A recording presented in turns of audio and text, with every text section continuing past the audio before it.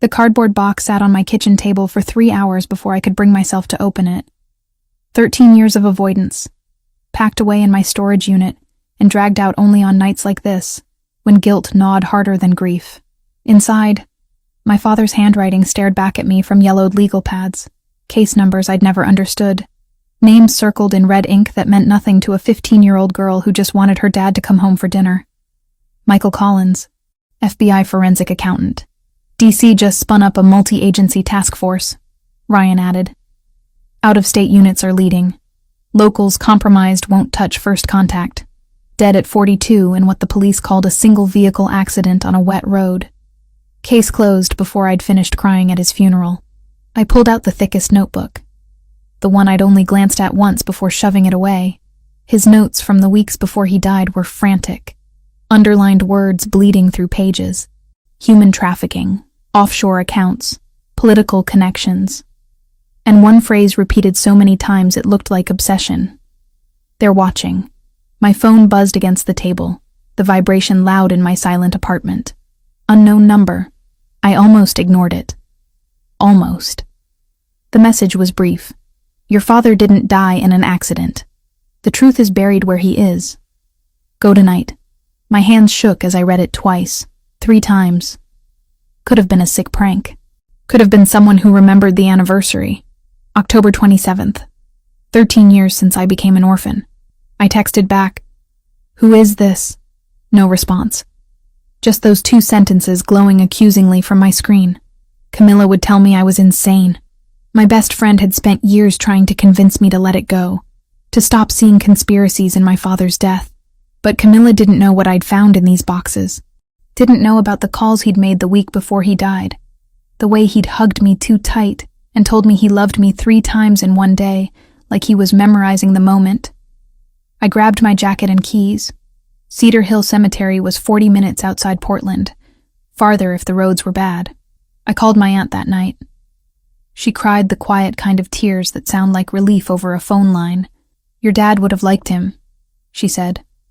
"He finally brought you home to yourself." The clock read 21:47, close to the time he died, according to the police report. 22:15, they'd estimated. Late enough that no one was around to witness anything. The drive passed in a blur of streetlights and second-guessing. By the time I pulled through the cemetery gates, a light drizzle had started, just enough to slick the narrow roads winding between headstones. I killed my headlights and parked behind a maintenance shed, instinct telling me to stay hidden.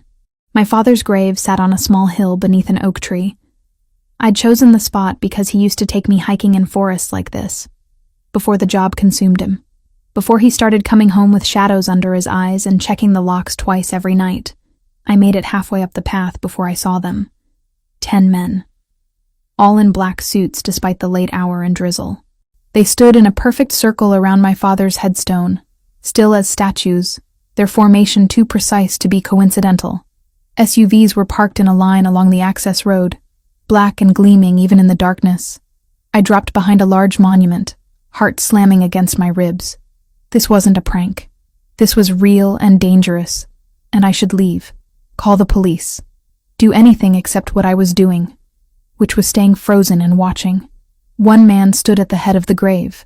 I couldn't see his face, but I saw him bend down, saw him place something white on the headstone. He spoke, his voice too low to carry, but the cadence sounded foreign.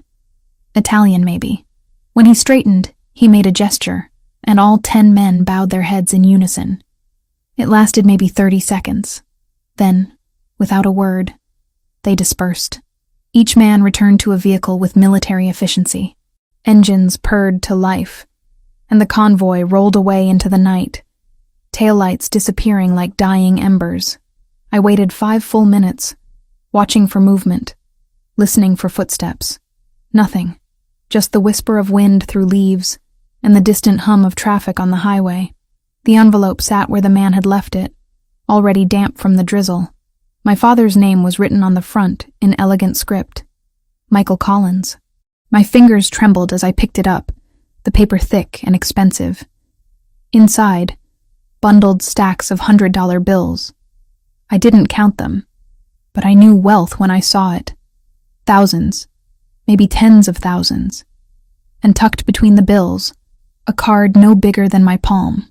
The handwriting was the same as the envelope. Debt paid. Forgive me. Michael Collins, GM. You shouldn't be here. I spun, nearly dropping the envelope. He stood less than 10 feet away, and I had no idea how he'd approached without sound. Tall, maybe 6'3", dressed in the same black suit as the others, but wearing it like a second skin. Dark hair, olive skin, and eyes that caught what little light remained. Not blue, not quite brown. Something in between that looked almost predatory in the shadows. Who are you? My voice came out steadier than I felt. I could ask you the same question. He stepped closer, moving with a fluidity that made me want to retreat. But I think I already know. You have his eyes. The statement hit me like cold water. You knew my father. I did. He glanced at the envelope in my hands. You weren't supposed to find that. Then you shouldn't have left it in a public cemetery. The sarcasm came from somewhere deep, the place where fear transformed into anger. What is this? Some kind of guilt payment? His jaw tightened, the only crack in his composed exterior. It's what I owed him. Owed him for what? For saving my life. He said it simply, like it was fact rather than revelation. Your father was a good man. Better than me. Better than most. Was. Past tense. Acknowledgement that my father was dead. And this stranger knew why. Did you kill him? No. The word was immediate, almost sharp. But I know who did. My grip on the envelope tightened. Then tell me. Not here. Not now. He reached into his jacket and I tensed, but he only pulled out a business card. Plain white, embossed lettering. Giovanni Moretti. Import, export. An address in downtown Portland. When you're ready to know the truth, come find me. Why should I trust you? You shouldn't. He turned to leave, then paused. But you will, because you're a journalist. Olivia Collins, 28 years old, freelance investigative reporter living in a studio on Morrison Street. You've been looking into your father's death for 5 years. You won't stop now. Ice flooded my veins. How do you know that? I know everything that matters. He walked toward the remaining SUV, the one I hadn't noticed parked behind the oak tree. Before getting in, he looked back. The men who killed your father are still out there. Still dangerous. If you want answers, you'll need protection. Think about it. The door closed with a solid thunk. The engine started and he drove away, leaving me alone with a dead man's grave and $50,000 I didn't understand. I stared at the card in my hand. Giovanni Moretti, GM. The initials from the note. This man knew my father. Knew what happened. And somehow, impossibly, I knew I'd be walking into his office within days, because he was right about one thing. I wouldn't stop. Not now. Not ever. 2 days of obsessive Googling taught me more about Giovanni Moretti than I wanted to know. His name appeared in exactly 3 newspaper articles over the past decade, always in the background of charity galas or business openings. Never charged, never even questioned publicly. But the way journalists phrased sentences around him screamed careful legal vetting. The import-export company he supposedly ran had offices in 6 cities and a website so generic it could have been selling anything from olives to weapons. You're not seriously considering this. Camilla stood in my kitchen doorway, arms crossed, watching me compile notes like I was preparing for war. Olivia, this man could be dangerous. He knew things about my father no one else does. I circled another name in my notebook, one that appeared in both my dad's notes and a business filing connected to Moretti's company. The police said it was an accident. Everyone said it was an accident. But what if they were wrong? Then go to the FBI. Go to someone official. She moved closer, her voice dropping. Don't walk into a stranger's office because he left money on a grave and knew your address. The $50,000 sat in my closet, still in the envelope, still unexplained. I hadn't touched it beyond moving it from my car. Blood money, maybe. Or guilt. Or something worse I couldn't name yet. I'm a journalist, Cam. This is what I do. You write exposés on corporate fraud and political corruption. You don't investigate organized crime. She grabbed my arm, forcing me to look at her. Please, just think about this. I had thought about it.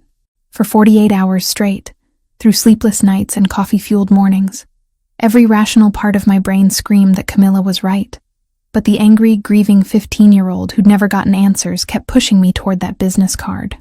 "I'll be careful," I said, knowing it was a lie. The address led to a building in downtown Portland that smelled like old money and new threats. Marble floors, art that probably cost more than my car, and a receptionist who looked like she could kill me with her letter opener if needed.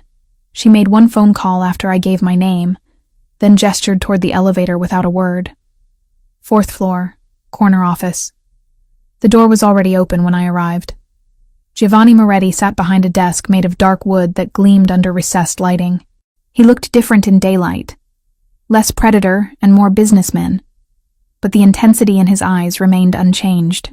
Those strange dark brown eyes that seemed to catalog every detail of my appearance in the seconds it took me to cross his threshold. "Miss Collins." He stood, gestured to a leather chair across from him. "I wondered if you'd come. You didn't give me much choice." I sat, keeping my spine straight, refusing to be intimidated by the luxury surrounding me. "You said you knew who killed my father." "I did." He returned to his seat, steepling his fingers. "But first, tell me what you know about his work." He was a forensic accountant for the FBI. He tracked money, built cases against criminals using financial records. And the case he was working on when he died? I hesitated. My father's notes had been vague, coded in ways I'd never fully deciphered. Something involving offshore accounts, international trafficking. He was close to something big. He was close to exposing a network that spanned 3 countries and involved people who don't tolerate exposure. Giovanni pulled a folder from his desk drawer, slid it across to me. 15 years ago, I was 19 years old and very stupid. My family had certain business interests. I was forced to participate in an operation I didn't approve of. Your father was the agent investigating us. I opened the folder. Photographs of a younger Giovanni, barely more than a boy, alongside surveillance reports marked with FBI headers. My father's signature on witness statements. "He could have arrested me," Giovanni continued. "Had evidence, testimony, everything needed to put me away for 20 years. Instead, he gave me a choice. Walk away from my family's business, build something legitimate, or face prosecution. Why would he do that? Because he saw something in me that I didn't see in myself yet." His voice softened fractionally. He believed people could change if given the chance. I took that chance. I flipped through more pages, seeing the progression. Giovanni establishing his import business, documents showing legitimate transactions, tax records that looked clean. Then a shift. Reports about my father's investigation into Albanian trafficking rings. Names circled. One I recognized from his personal notes. Arben Krasniqi. 2 years after your father gave me that chance, he died. Giovanni's jaw tightened. I investigated on my own. Discovered that the Albanian mafia killed him because he was about to expose their trafficking network. Politicians were involved. Police were involved. Your father was a threat they couldn't allow to exist. My hands shook as I read the evidence he'd compiled. Witness statements, financial records, surveillance photos showing Krasniqi's men near the road where my father crashed. This was real. This wasn't conspiracy or paranoia. This was murder, documented and detailed. Why didn't you take this to the authorities? Because the authorities were compromised. Half the people who should have investigated were on Krasniqi's payroll. He leaned forward. Your father asked me to protect something if anything happened to him. I didn't know what he meant until I saw you at the cemetery. He wanted me to protect you. The revelation hit like physical impact. That message. The one telling me to go to the cemetery. Who sent it? His expression shifted. Something guarded entering his eyes. We'll discuss that later. Right now, you need to understand something more important. Arben Krasniqi discovered that you've been investigating your father's death. You've been asking questions, pulling old records. He knows you exist.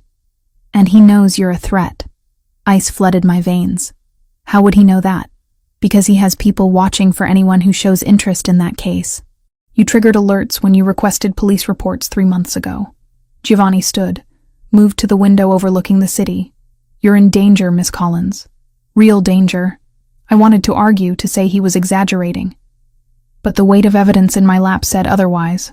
What do you want from me? I want to keep you alive. It's what your father would have wanted. You don't owe me anything. I owe him everything. He turned back, and for the first time I saw something beyond the controlled exterior. Grief, maybe. Or guilt that 15 years couldn't erase. Let me protect you. 72 hours. That's all I ask. Give me 3 days to assess the threat and put measures in place. I should have said no.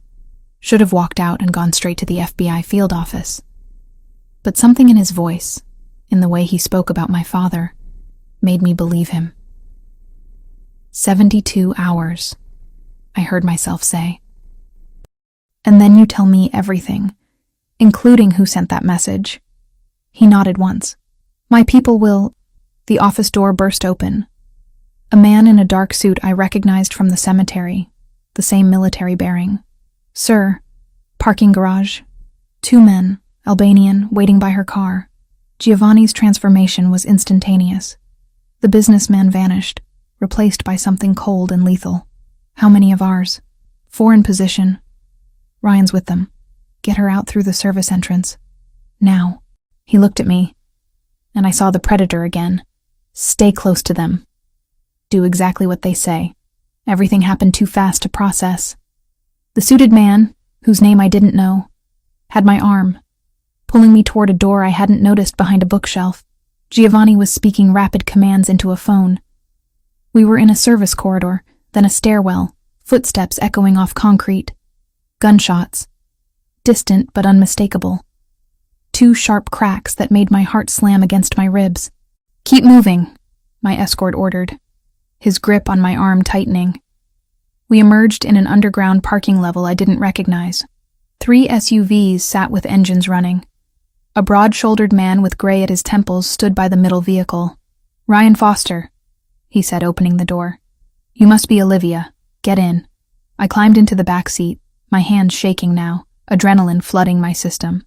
Ryan slid in beside me while another man took the driver's seat. The SUV was moving before my door fully closed. What just happened? Attempted kidnapping, Ryan said calmly, like he was discussing weather. Albanian crew waiting to grab you when you left the building. Boss anticipated it, had counter-surveillance in place. Did anyone... I couldn't finish the question. Our people are fine. Theirs are in custody. Local police are already involved, though they won't learn much. He studied me with sharp eyes that missed nothing. You're safe now. That's what matters. But I didn't feel safe. I felt like I'd stepped through a door into a world I didn't understand, where men waited to kidnap me and gunshots were just part of the landscape. My phone buzzed. Giovanni's number, though I didn't remember giving it to him. The text was brief. Decision time, Olivia. 3 days of protection, or you're on your own against people who've already found you once. Choose now. I looked at Ryan, at the driver who navigated streets with practiced efficiency, at the city passing by outside bulletproof windows. I typed back one word.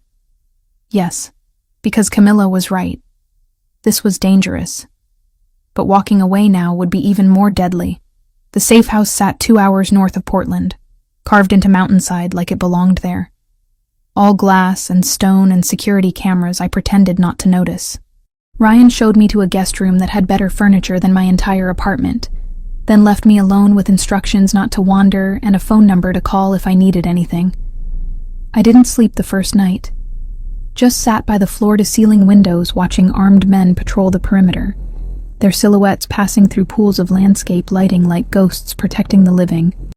Giovanni arrived the next morning carrying a leather messenger bag that probably cost more than my monthly rent. He looked different without the suit jacket, just dark slacks and a gray button-down with sleeves rolled to his elbows. More human, less untouchable. Coffee? He set the bag on the table, pulled out a thermos and 2 cups, like this was normal. Like I wasn't being held in protective custody while Albanian mobsters hunted me. Black, I said, because refusing felt petty. He poured with steady hands, passed me a cup that radiated warmth into my palms. The coffee was better than anything I'd ever made myself. Of course it was. I brought more files. He gestured to the bag. Everything I've compiled on your father's investigation. You said you wanted the truth. For the next 4 hours, we sat at that table while he walked me through 15 years of research. Financial records showing offshore accounts connected to Krasniki's network. Witness statements from people too terrified to testify. Surveillance photos of meetings between politicians and criminals. My father's face appeared in some of the older images, always in the background, always watching. He was meticulous, Giovanni said, tracing a line on a flowchart showing money movement between shell companies. Most agents would have given up after hitting the first dead end. Your father just worked harder. He never talked about his cases at home.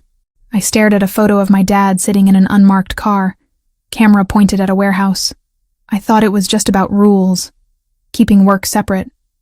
Now I think he was trying to protect me from knowing too much. He was. Giovanni's voice softened.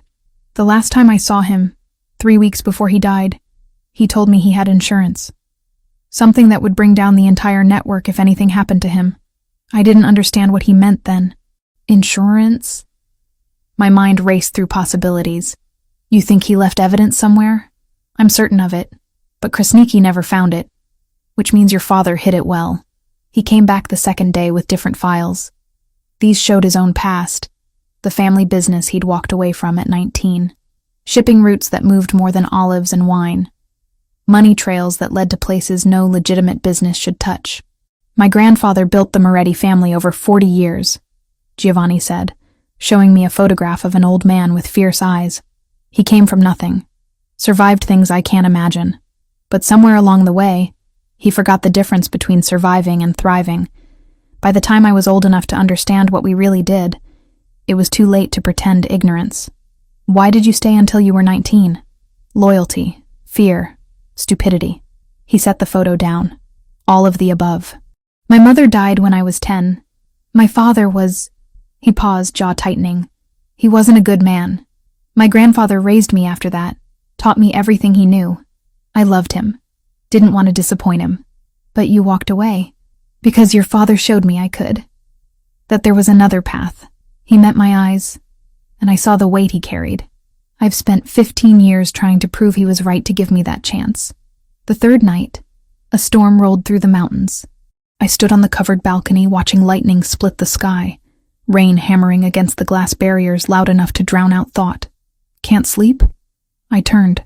Giovanni stood in the doorway, barefoot, wearing jeans and a black t-shirt that did nothing to hide the muscle beneath. More human than I'd ever seen him. Too much in my head, I admitted. He moved to stand beside me, close enough that I could feel the warmth radiating from his skin. We watched the storm in silence for a long moment. That message, I said finally. The one that brought me to the cemetery. You said we'd discuss it later. It's been 3 days. His expression shifted, something guarded entering his eyes. Ryan sent it. Ryan. Why would... I ordered him to. Giovanni turned to face me fully. Years ago, I gave him standing instructions. When the time was right, when I was certain it was safe, deliver the money to your father's grave and notify his daughter. I didn't expect you to arrive that specific night. So you've been watching me, protecting you. There's a difference.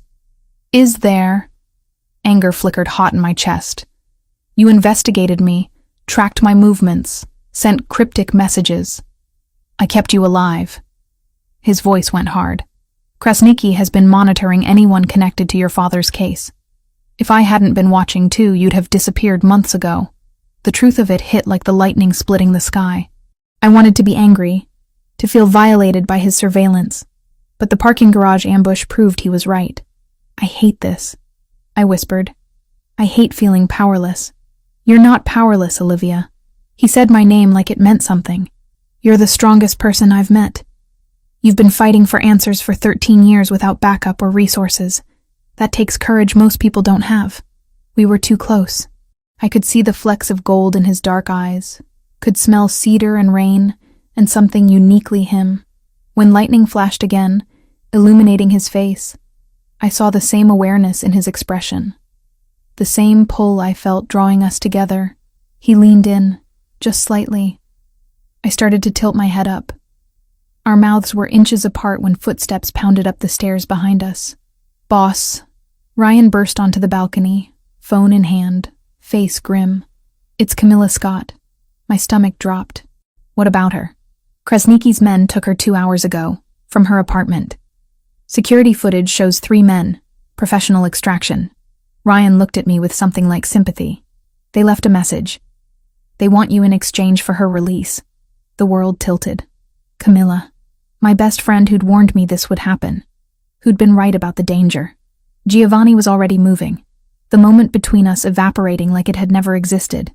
"Get everyone to the command center. Now." "I'm coming with you," I said. "Absolutely not. She's my friend, my responsibility. Which is exactly why you're staying here where it's safe."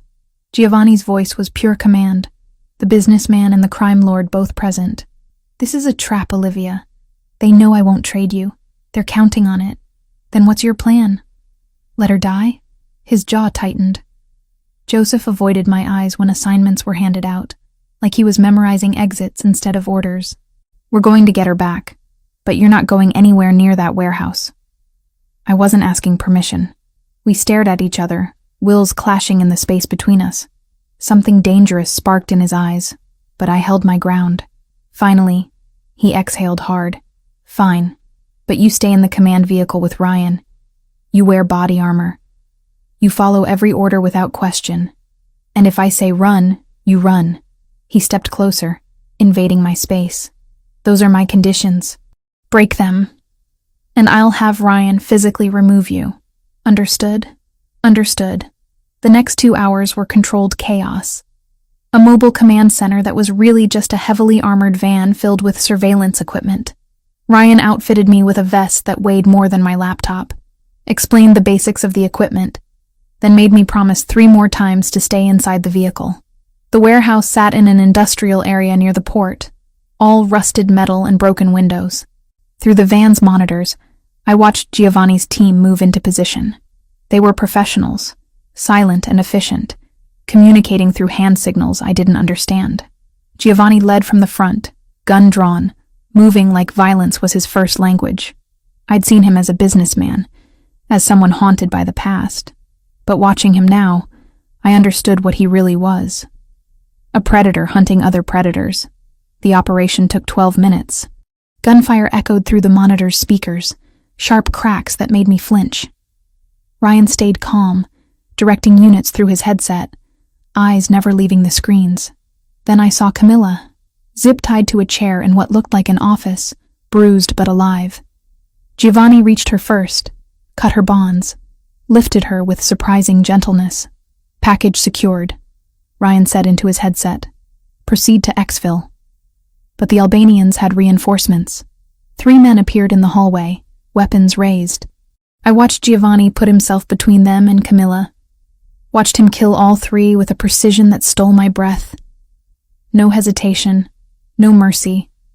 Just cold efficiency that protected what he'd claimed. They brought Camilla to the van. She was shaking, crying, holding on to me like I might disappear. Through the open doors, I saw Giovanni standing in the warehouse entrance, blood speckling his white shirt, reloading his weapon with hands that didn't tremble.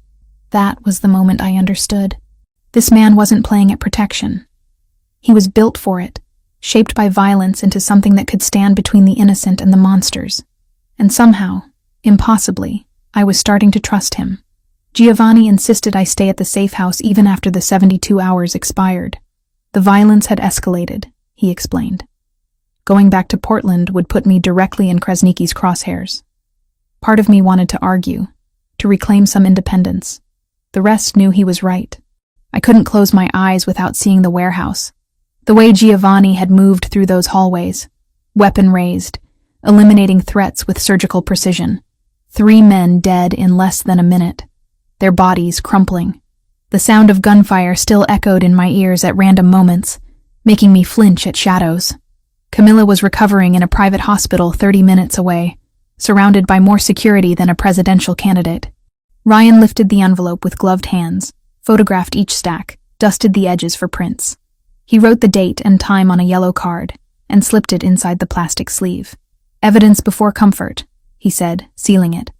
"Boss's orders." Giovanni arranged it all without being asked. ensuring she had the best doctors money could buy while keeping her location secret. I visited the second day after the rescue, Ryan driving me in one of those black SUVs I was learning to recognize. She looked smaller in the hospital bed, bruises darkening her cheek and wrists.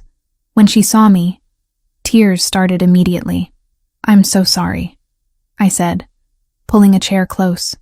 "This is my fault. I dragged you into this. They were looking for something." Her voice was hoarse, like she'd been screaming. Maybe she had. "Kept asking where your father hid it. Said you'd know where the evidence was." I straightened. "Evidence?" They said that specifically? Over and over. That Michael Collins had insurance, something that would destroy their entire operation. She gripped my hand tighter. "Olivia, what did your dad have?" I didn't know. Not then. But that single word, insurance, matched what Giovanni had said. My father telling him he had something that would bring down the network if anything happened. Protection through the threat of exposure. The guilt sat heavy in my chest. Camilla had been tortured because of questions I'd been asking, investigations I'd been pursuing. She told me to finish it, to make sure her trauma meant something. Then she asked me to leave so she could sleep. The drive back was silent. I stared out the window watching Oregon landscape blur past, my mind churning through possibilities. If my father had hidden evidence, where would he put it? Not at home. The house had been searched after his death, cleared out when I went to live with my aunt in Seattle. Then I remembered. "Ryan, I need to go to a bank." The memory surfaced sharp and clear, cutting through years of deliberate forgetting. "First National, downtown Portland." He glanced at me in the rearview mirror. "That's not on today's approved locations." "I don't care. Call Giovanni. Tell him I remembered something about my father." 20 minutes later, we were heading back toward the city, this time with 2 additional SUVs flanking us. Giovanni met us at the bank, appearing from the lead vehicle looking like he'd been in the middle of something important. His sleeves were rolled up, hair slightly disheveled in a way that shouldn't have been attractive but was. "This better be good," he said, though his tone held no real irritation. 3 weeks before he died, my dad brought me here.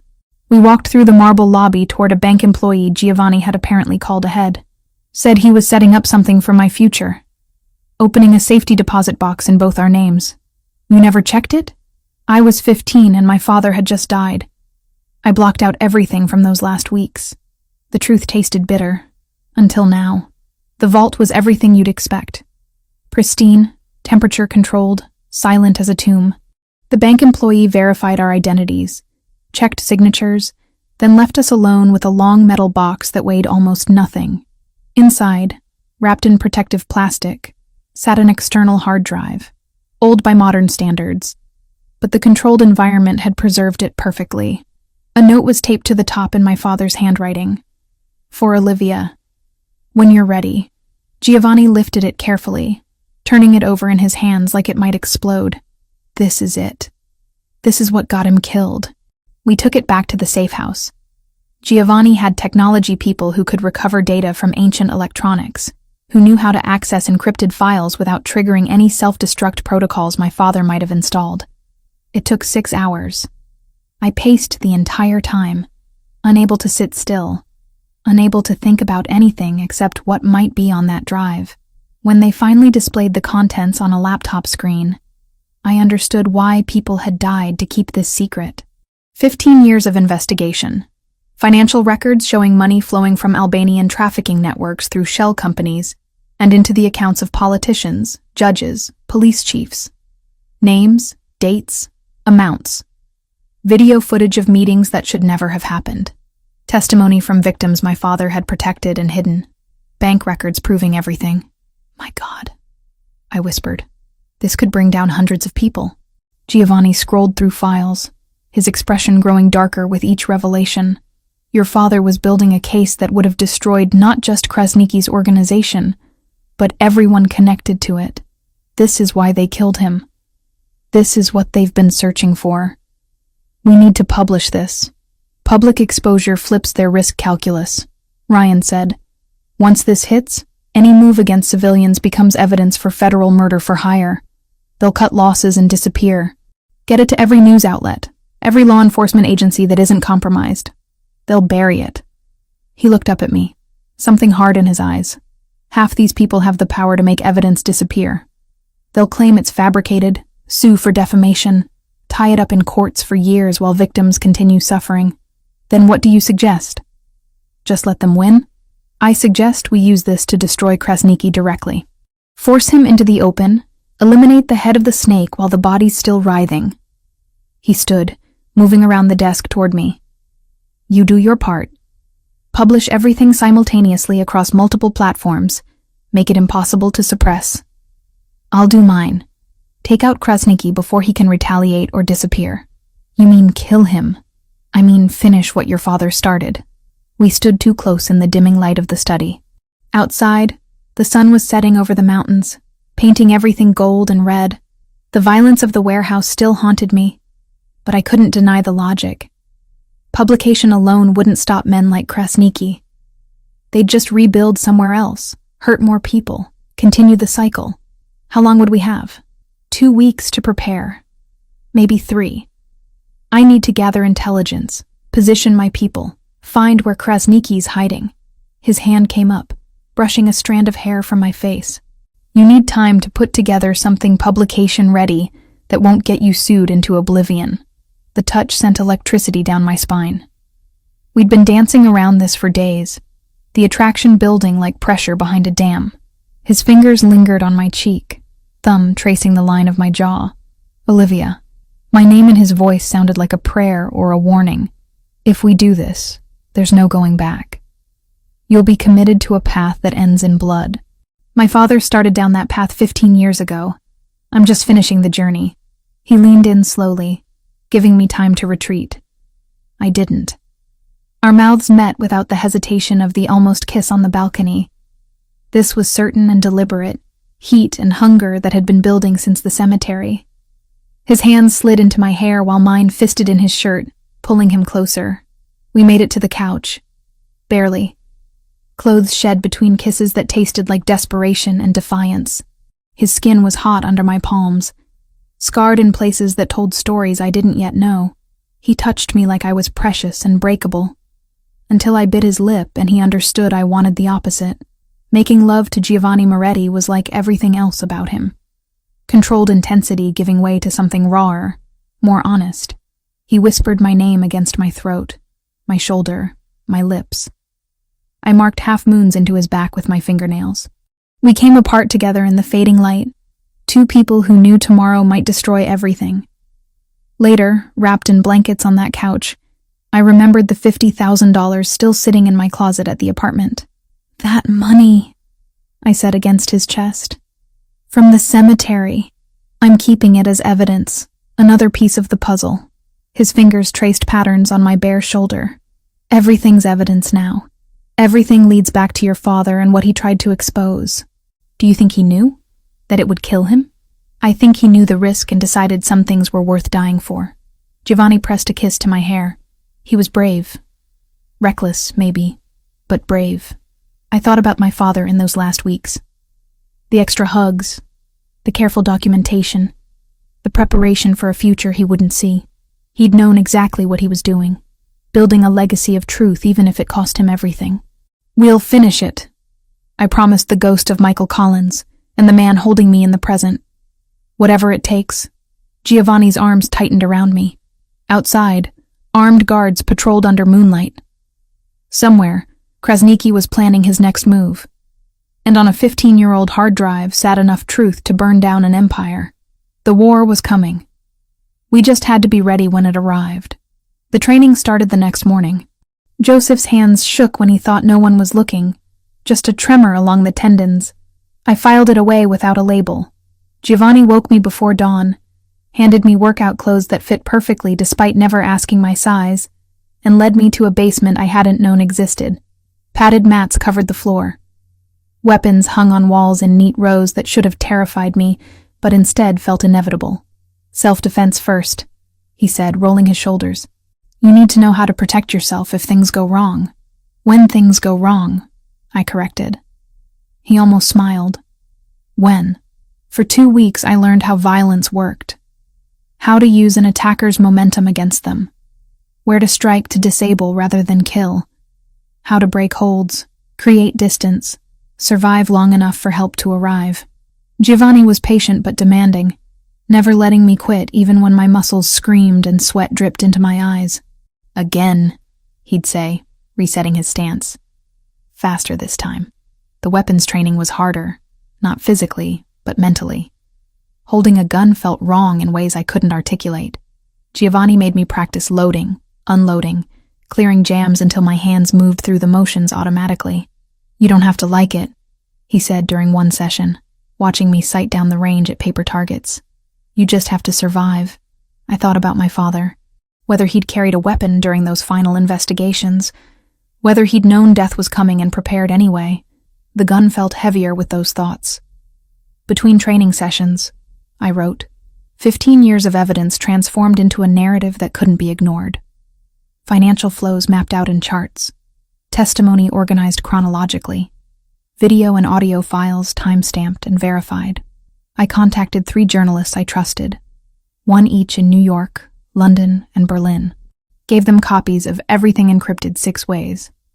Explained that when I gave the signal, they'd publish simultaneously across every platform they could access.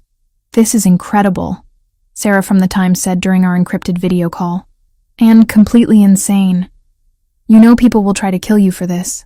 They're already trying. She went quiet for a moment. We'll be ready. Just say when. Giovanni spent those same 2 weeks planning something darker. I'd see him in the war room, as I'd started calling it, surrounded by maps and photographs, and men who spoke in clipped military language. Ryan was always there, along with others whose names I learned slowly. Joseph, who handled surveillance. Christopher, who managed logistics. Anthony, who never spoke but radiated controlled violence. Sometimes I'd join them, listening as they discussed guard rotations and security systems. Krasniki had 3 properties they'd identified. A warehouse near the port where operations were coordinated. A safe house in the suburbs where he sometimes stayed. A legitimate business that fronted for money laundering. Giovanni wanted to hit all 3 simultaneously, scatter Krasniki's resources, force him into the open. He'll run to his main stronghold when the others fall, Giovanni explained, pointing to a location marked on the map. That's where we take him. Alive, if possible. We need his confession on video before your articles drop. And if he doesn't confess? Giovanni's expression went cold. He will. I didn't ask what methods he'd use. Some things I didn't need to know yet. The nights were ours. We'd fall into bed exhausted from training and planning, but always found energy for each other. Giovanni loved slowly, thoroughly, like he was memorizing every inch of my skin. I'd trace the scars on his body, each one a story of survival. We didn't talk about feelings or futures, just existed in those stolen hours when the world outside couldn't reach us. 1 week became 2. My muscles grew harder, my aim steadier. The investigative report reached 90 pages of documented evidence that would destroy hundreds of careers and lives. Giovanni's plan evolved into something elegant and lethal, every contingency mapped. On the 13th day, Ryan interrupted dinner with news that changed the timeline. Krasniki's moving, he said, tablet in hand showing surveillance feeds. Our sources say he's relocating tomorrow night, heading to a compound near the Canadian border. Once he's there, we'll never reach him. Giovanni set down his fork with deliberate calm. How reliable is the intelligence? 3 independent confirmations. He's spooked. Knows something's coming. I watched Giovanni process this. Saw the moment he shifted from planning to execution mode. Pull everyone back. We move in 12 hours. My stomach dropped. 12 hours. We weren't ready. I wasn't ready. Olivia. Giovanni's hand covered mine on the table. Can you have everything prepared by dawn? Could I? The articles were written. The journalists briefed. But my mind rebelled against the suddenness. Yes. Then we do this tomorrow night. The preparation that evening was controlled chaos. Men arriving at the safe house in groups, checking weapons, reviewing assignments. I finalized the publication sequence with Sarah and the others, scheduled everything to go live at precisely 9 p.m. Pacific time. Giovanni wanted Krasniki in custody before the internet exploded with evidence of his crimes. Near midnight, I found myself standing by the windows, watching the last of the sunset paint the mountains gold and purple. Tomorrow night, this would be over, one way or another. Come with me, Giovanni said from the doorway. There's something I need to do. He drove us to Cedar Hill Cemetery in one of the SUVs, just the two of us. The graves looked different in the gathering darkness, peaceful rather than ominous. My father's headstone gleamed under the security lights that lined the paths. Giovanni parked and we walked to the grave together. He carried no flowers, no offerings. Just stood there looking at the carved name, Michael Collins, beloved father. Then he dropped to one knee. The gesture shocked me. This man who commanded dozens, who'd killed without hesitation, kneeling in the dirt before my father's memory.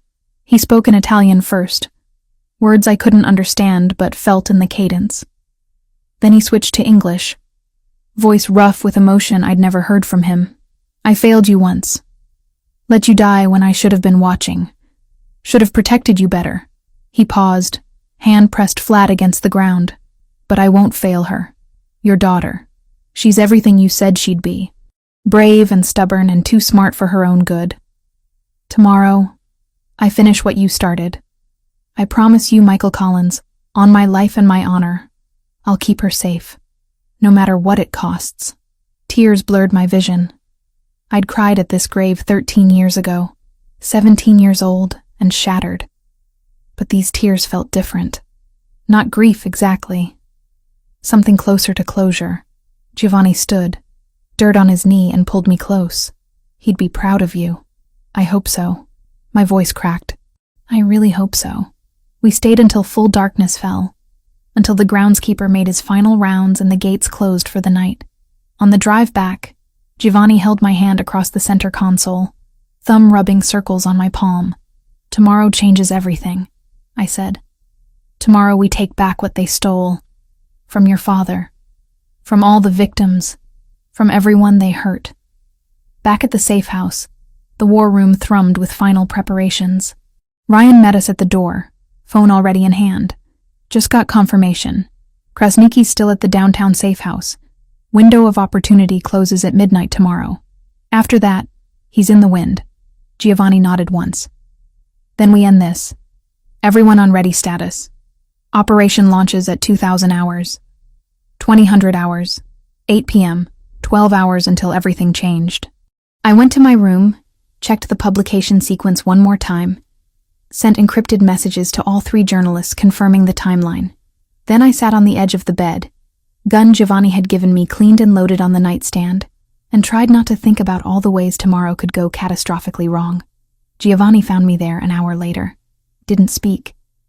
Just pulled me into his arms and held on like he could protect me from tomorrow through sheer force of will. We're ready, he whispered against my hair. I wished I believed him. Believed myself. Believed that 15 years of death and secrets could be resolved in one night of coordinated violence and published truth. But ready or not, morning would come, and with it, war. The command van smelled like electronics and stale coffee. Ryan sat beside me, eyes fixed on 6 monitors showing feeds from body cameras on Giovanni's team. A technician whose name I'd learned was David worked the communications board, routing encrypted signals between units. All teams in position, Ryan said into his headset. Targets confirmed at all 3 locations, standing by for go signal. Giovanni's voice crackled through the speakers. Execute. The first target, a warehouse near the port, fell fast. I watched through shaky camera feeds as Giovanni's men breached the loading dock doors. 8 minutes of controlled chaos. Men in Albanian colors surrendering or going down under suppressive fire. No casualties on our side. The feed showed crates of shipping manifests being photographed, computers seized. Target Alpha secure, someone reported, proceeding to secondary sweep. Target Beta took 12 minutes. A lieutenant's house in the suburbs, heavily fortified but not prepared for a coordinated assault from 3 directions. The cameras showed Giovanni's people moving through rooms with practiced efficiency, zip-tying hands, securing evidence. More computers, more files. One lieutenant who tried to run and got tackled in his own backyard. Target Beta secure. High-value prisoner acquired. Target Charlie was different from the start. The camera feeds showed a fortified compound with actual guard towers and reinforced gates. Krasniki's primary safe house. the place he'd retreat when everything else collapsed. Giovanni led that assault personally. I watched his feed, recognized the way he moved, weapon up, clearing corners with Joseph and Christopher flanking him. The resistance was immediate and heavy. Muzzle flashes lit up the night vision cameras. "Contact front," someone shouted over comms. "Multiple hostiles, second floor." The gunfight lasted minutes that felt like hours. I gripped the edge of the desk, knuckles white, watching Giovanni's camera bob and weave through corridors. He took fire, returned it, kept advancing. Then his camera jerked hard, and I saw blood spray across the lens. Giovanni! His name tore from my throat before I could stop it. "Boss is hit." Christopher's voice came through. Left arm, still mobile. The feed stabilized.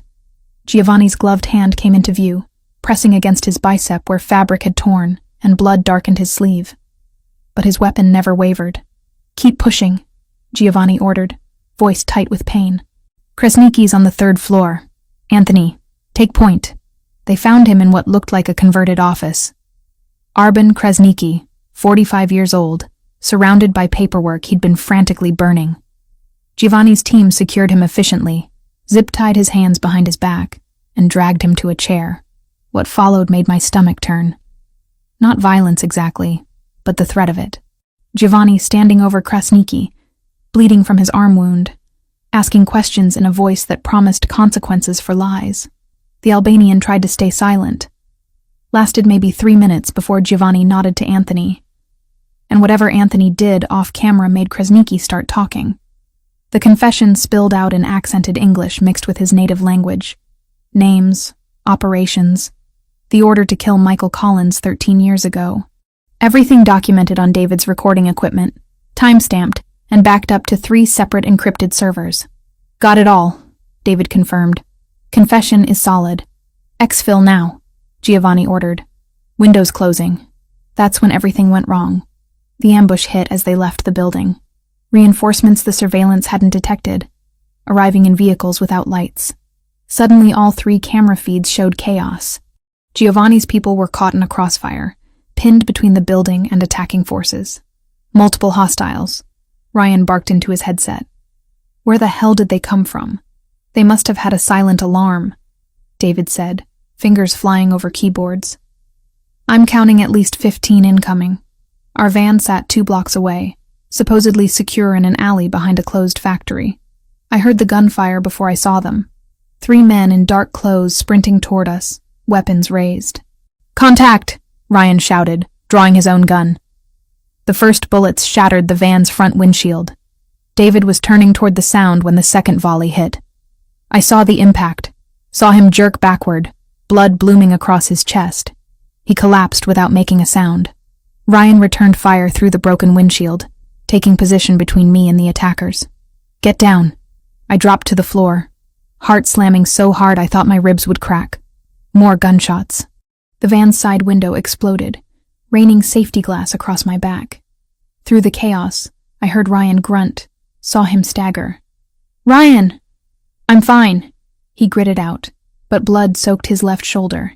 He kept firing with his right hand, each shot precise despite the injury. "Stay down, Olivia." The gun Giovanni had given me sat in my waistband, heavy and foreign.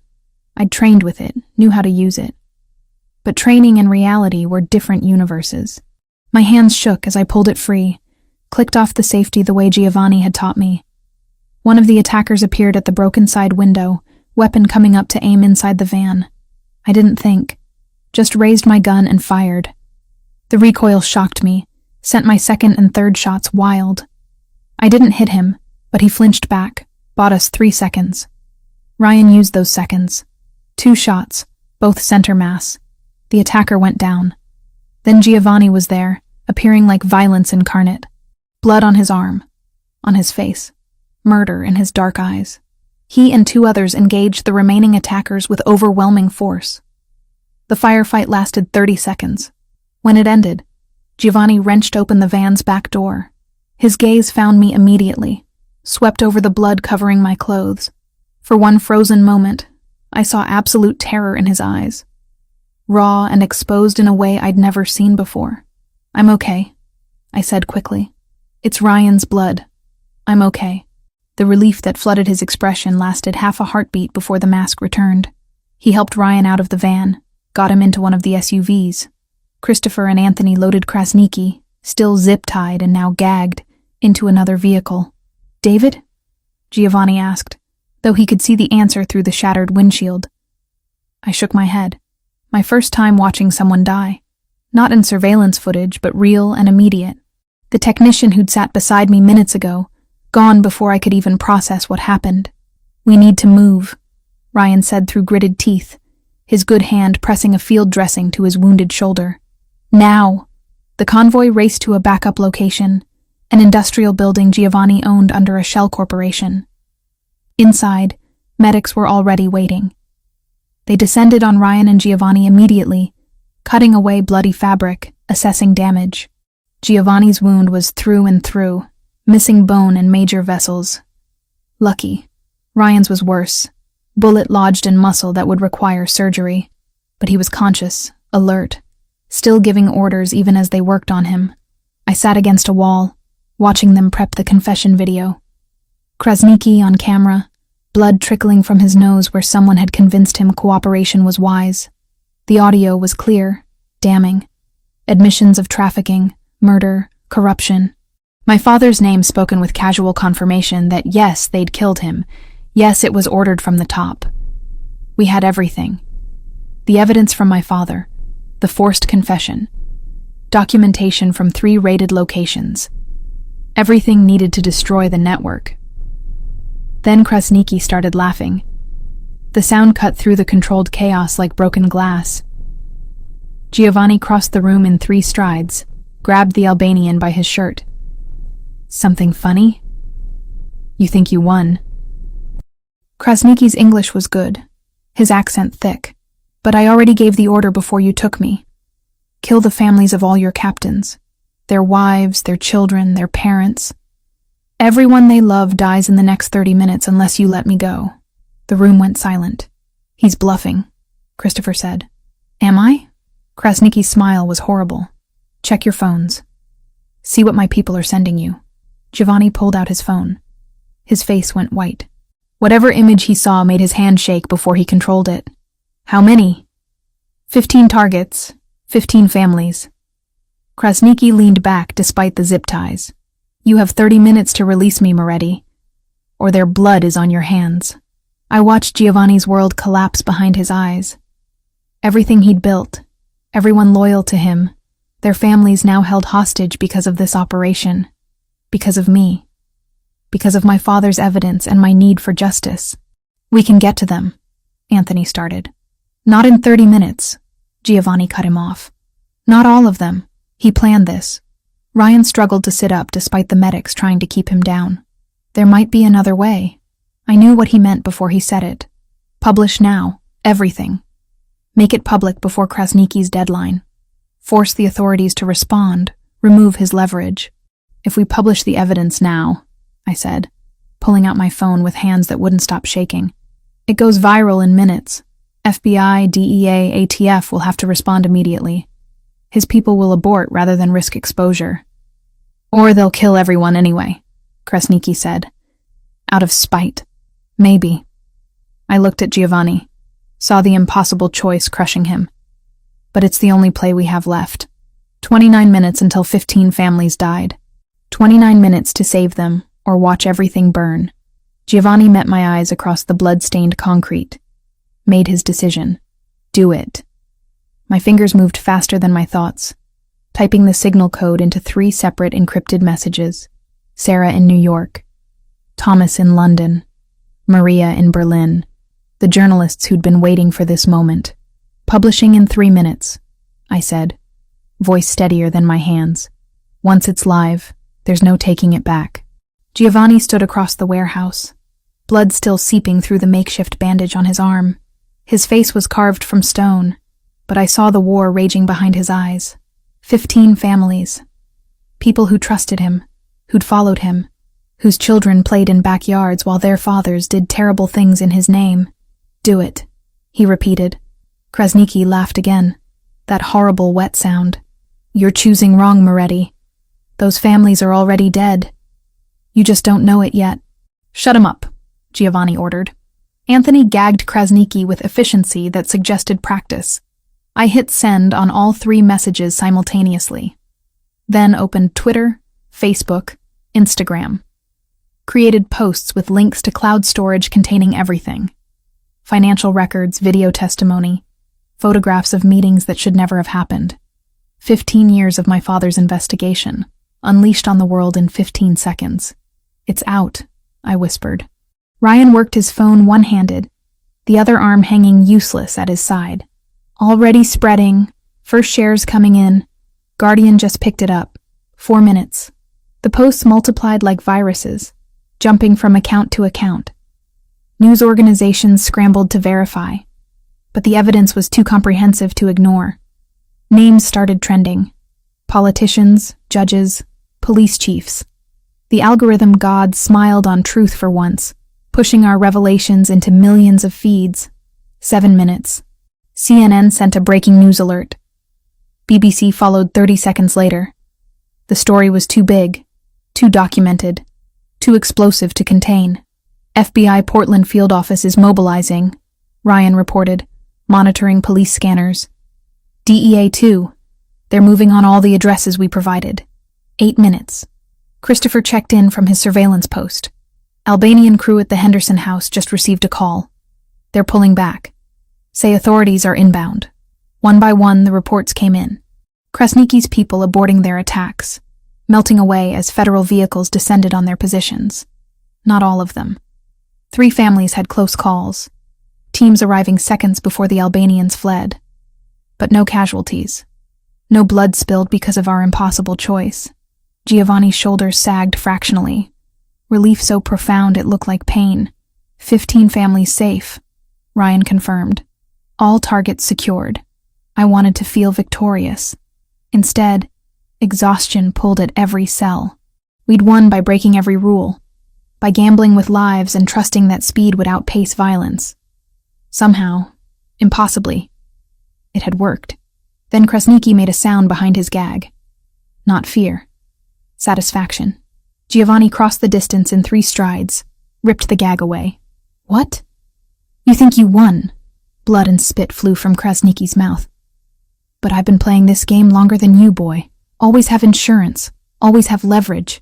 Your leverage just evaporated when those families were secured. That leverage, yes, but not the real one. Krasniki's eyes glittered with malice. 2 of your precious captains, your trusted men, they work for the FBI, have been for 18 months. Your whole organization is compromised. The words hit like detonations. I saw Giovanni process them, saw the implications cascade through his mind. Every operation, every decision, every secret potentially fed to federal handlers. You're lying, Christopher said, but uncertainty cracked his voice. Am I? Check your phones. FBI just sent warrants for your arrests. They've been building a case using testimony from your own people. Ryan was already checking. His face went pale. He's not lying. Federal warrants just issued, multiple counts, RICO charges. The warehouse erupted into controlled chaos. Men checking phones, cursing, some already moving toward exits. The plan had been to secure Krasniki, get his confession, then let the evidence do its work. Now Giovanni's entire operation was collapsing from the inside. Who? Giovanni's voice was ice and fury. Which ones? Before anyone could answer, Joseph drew his weapon. Not pointing at Krasniki, pointing at Giovanni. I'm sorry, boss. His voice shook, but his hands stayed steady. I didn't want it to go down like this. But they have my sister. They've had her for 20 months. Said they'd kill her if I didn't cooperate. Everything slowed down. I saw Giovanni's hand move toward his own weapon. Saw Christopher and Anthony responding, their training kicking in. Saw Ryan trying to stand despite his wound. Saw Joseph's finger tighten on the trigger. I moved without thinking. Training Giovanni had drilled into me taking over. 3 steps put me between them. I shoved Giovanni hard, felt him stumble backward, felt the impact in my shoulder before I heard the shot. The bullet didn't hurt at first, just pressure, like someone had punched me. Then fire spread through my entire left side, stealing my breath, buckling my knees. The second shot never came. Ryan, somehow standing despite his wound, fired twice. Both rounds center mass. Joseph dropped, weapon clattering on concrete. Someone was screaming. Took me seconds to realize it wasn't me. Was Anthony shouting orders, trying to secure the perimeter? Through the noise, I heard more gunfire. The second traitor, whoever he was, making a break for it. Then Giovanni's hands were on me, turning me carefully, his face appearing above mine. Blood soaked through my shirt, hot and wrong, his expression shattered in ways I'd never seen. Raw terror replacing the control he wore like armor. Olivia. Stay with me. Look at me. His voice cracked on my name. I'm okay. The words came out weak, unconvincing even to me. You're not okay. You took a bullet meant for me. His hand pressed against my shoulder, trying to stem the bleeding. The pressure made me gasp. Worth it, I managed. Wouldn't let him shoot you. Medic! Giovanni roared. Now! But the sirens were already approaching. Multiple vehicles closing fast. The evidence we'd published had lit a fire under every law enforcement agency in the state. They were coming for all of us. Boss, we need to move, Christopher urged. FBI is 2 minutes out. I'm not leaving her. They'll arrest you. Charge you with everything. You need to run. Giovanni looked down at me, his dark eyes swimming with something I'd never seen in them before. Tears. Actual tears cutting tracks through the blood and dirt on his face. This man who'd killed without hesitation, who commanded through fear and respect, was crying over me. I'm not leaving, he said again, quieter. His thumb brushed my cheek, gentle despite the violence surrounding us. You saved my life. Again. You keep saving me. Giovanni. Ryan's voice carried warning. 30 seconds. The warehouse doors burst open. Paramedics first, then federal agents in tactical gear, weapons up, shouting commands. Giovanni raised his hands slowly, never taking his eyes off mine. Someone was cutting my shirt away, pressing gauze against the wound, asking me questions I couldn't process. Olivia Collins? An agent appeared in my fading vision. We need you to come with us. You're a material witness. She's been shot, Giovanni snarled. She needs a hospital. Ambulance is ready. We'll provide protection en route. More hands lifted me onto a gurney. Every movement sent lightning through my shoulder. Through the chaos, I found Giovanni. They were cuffing him, reading him his rights. He didn't resist, just kept his eyes locked on mine as they led him away. No words passed between us. Didn't need them. Everything that mattered lived in that look. Gratitude. Terror. Something deeper that neither of us had dared name yet. The ambulance doors closed, severing the connection. Sirens wailed as we raced through Portland streets. A female agent sat beside me, taking notes, asking questions I answered mechanically. Yes, I'd published the evidence. Yes, I knew Giovanni Moretti. Yes, I understood I'd be required to testify. My shoulder burned. But the physical pain was nothing compared to the ache in my chest. Giovanni was arrested. Ryan was wounded. David was dead. Joseph was dead. Everything had fractured in ways I didn't know how to fix. But 15 families were alive. Krasniki's network was exposed. My father's 15-year investigation had finally reached the light. As the ambulance pulled into the hospital emergency bay, I touched the wound on my shoulder. Blood on my fingers. My blood. Spilled protecting a man who'd spent 15 years honoring his debt to my father. The circle was closing. Whether we'd survive to see it complete remained written in futures I couldn't predict. 18 months changed everything and nothing. The federal courthouse became as familiar as my own apartment. Depositions, grand jury testimony, pre-trial hearings that stretched across seasons. I spent more time with prosecutors than friends, walking them through every document my father had compiled, every connection we'd uncovered, every moment that led to that warehouse, and the bullet that still lived in my shoulder as scar tissue. The FBI understood faster than I expected. The evidence was legitimate inheritance, passed from father to daughter through a safety deposit box I'd accessed legally. My publication hadn't been criminal. It had been journalism under extreme circumstances. exposing corruption that law enforcement had failed to address for 15 years. They detained me initially as a material witness, but within 72 hours I was released without charges. Cooperating witness status. Protected, not prosecuted. The shoulder healed slowly. Physical therapy 3 times a week for 6 months. Relearning how to lift my arm above my head without pain, shooting down to my fingertips. The scar was ugly, puckered and pink. A permanent reminder of the second I'd stepped between Giovanni and a bullet. It ached when storms rolled through Portland. Phantom pain that no amount of medication could fully erase. I didn't mind. The ache meant I was alive. Giovanni was alive. That mattered more than vanity. My article won the Pulitzer. They announced it on a Tuesday morning while I sat in a coffee shop reviewing legal documents. Sarah called, screaming congratulations so loud I had to pull the phone away from my ear. The ceremony was formal and surreal, standing on a stage accepting recognition for work that had cost David his life, that had nearly cost all of us everything. But the real victory wasn't the award. It was the numbers. 47 people rescued from trafficking operations across 3 states. 12 police officers and 7 politicians charged with corruption. Arben Krasniqi sentenced to life without parole in a maximum security facility where his connections meant nothing. His entire network dismantled piece by piece through prosecutions that were still ongoing 18 months later. The second traitor, Paolo, who'd tried to escape during the chaos, had been captured 3 blocks from the warehouse. He was serving 25 years, trading information for reduced time. Giovanni's deal took months to negotiate. His lawyers were expensive and clever, painting him as someone who'd cooperated with law enforcement, who'd helped take down a trafficking network despite personal risk. The RICO charges would have buried him for decades. Instead, he pled guilty to money laundering from his family's old operations, testified against Krasniqi and every corrupt official we'd documented, and received 4 years with eligibility for parole in 2.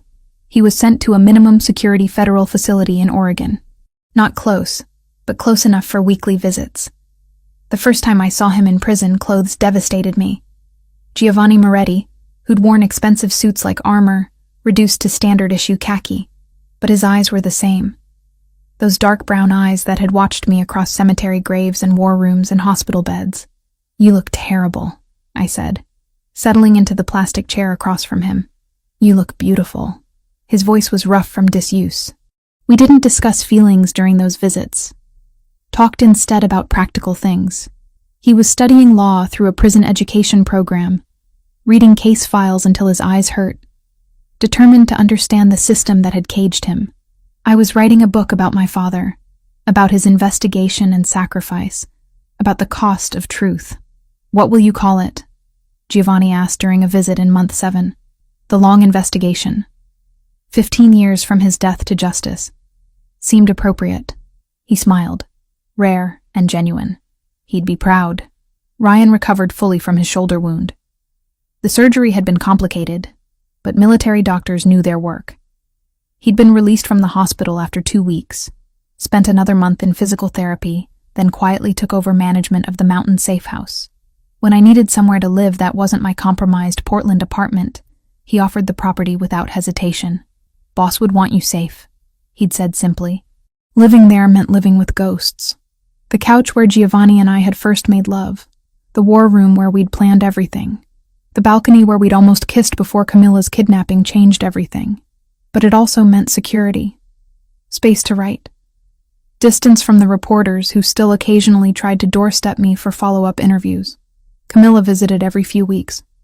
She'd spent 4 months in therapy processing her abduction. The fear. The helplessness. But she was stronger for it in ways that mattered. Started a nonprofit helping trafficking survivors, channeling her trauma into something that healed others. "You're allowed to fall apart," she told me during one visit, watching me stare at yet another legal brief. "I'll fall apart when this is over. It'll never be over, Liv. That's the point. You survived something terrible and now you have to learn how to live after." She was right. Stopping felt like betraying my father all over again. But I was learning. Slowly.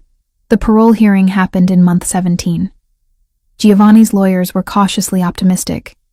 He'd been a model prisoner, caused no trouble, completed his educational programs, continued cooperating with ongoing investigations. The board voted 3-2 in his favor.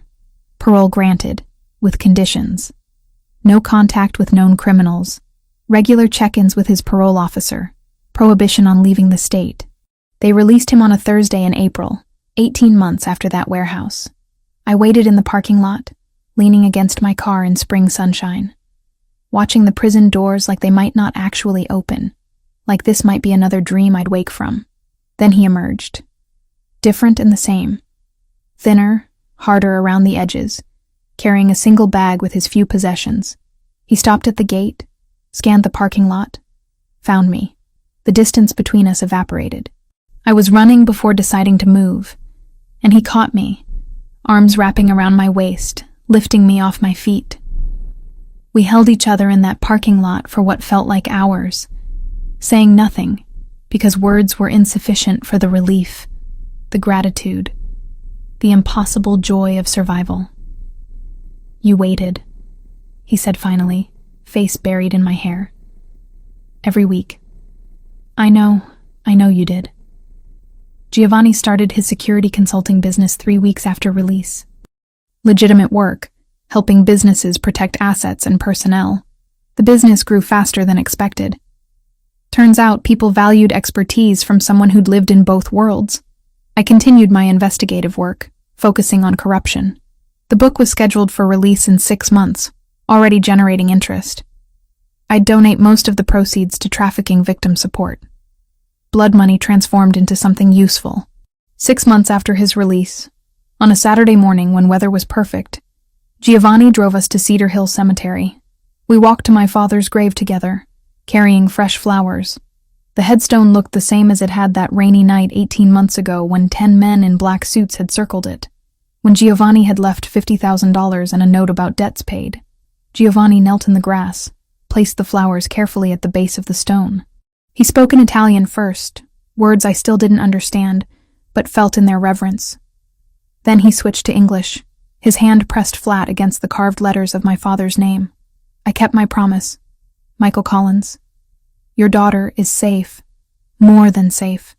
She's extraordinary." His voice broke slightly. "I finished what you started. We finished it together. The network is destroyed. 47 people are free because of the evidence you gathered.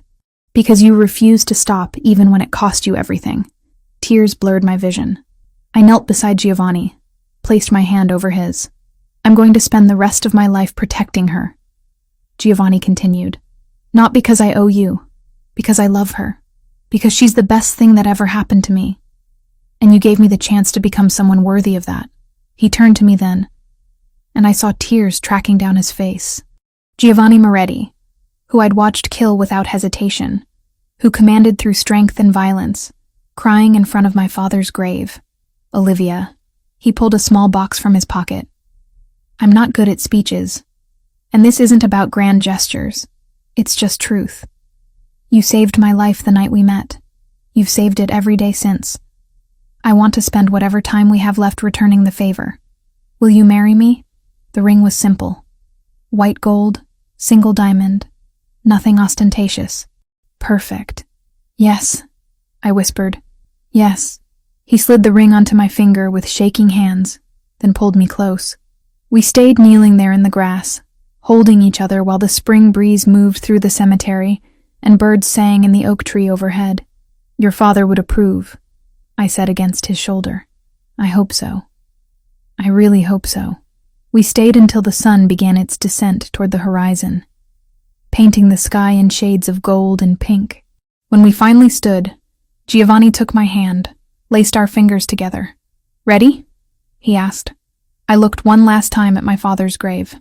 "They were mine," Giovanni said, when I asked about the 10 men in black at my father's grave.